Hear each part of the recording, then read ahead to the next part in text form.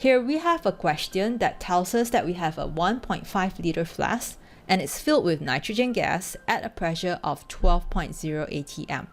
It's asking us what is the size of the flask that's going to be required to hold this gas at a pressure of 1520 torr.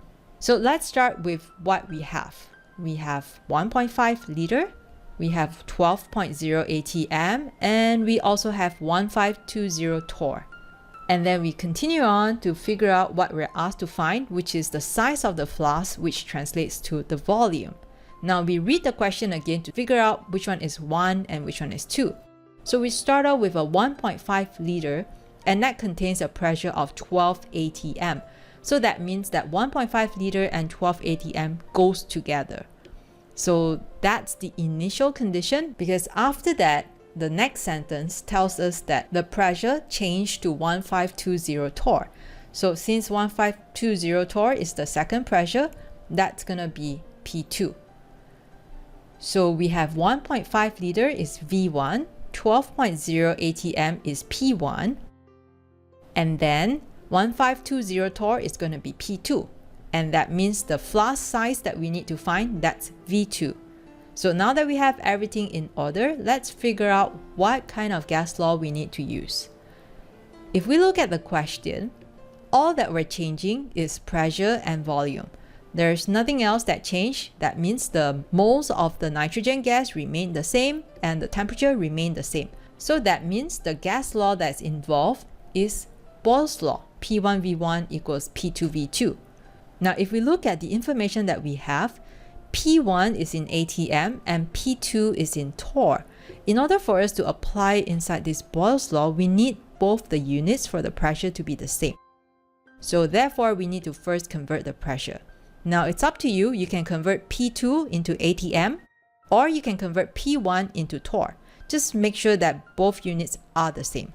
So what I'm going to do is I'm going to convert P2 torr into atm.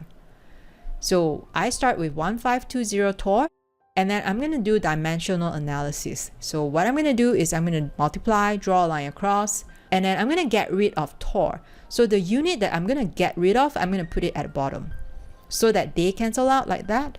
And then I'm going to place the unit that I want, which is atm, and I'm going to place it at the top. And when I do that, that's going to allow me to convert the pressure from torr to atm.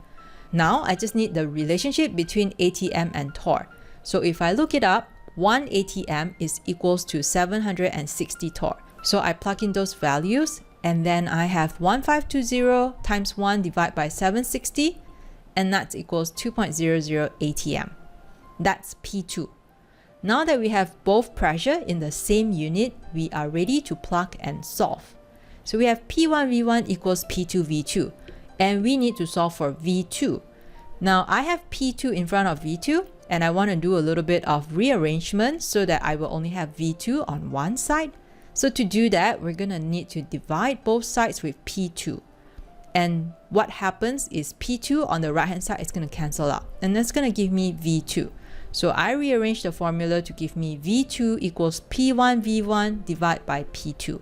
And now all I really have to do is plug in all those values that we have tagged, and that gives us 12 atm times 1.5 liter divided by 2 atm, and that comes out to be 9.00 liter. That's the answer for V2. And with that, we're done solving this problem. Here are the two videos that I've handpicked for you. Thanks for watching all the way till the end. If you find this video helpful, be sure to like and share it with someone. Don't forget to subscribe. Your support means a lot to me.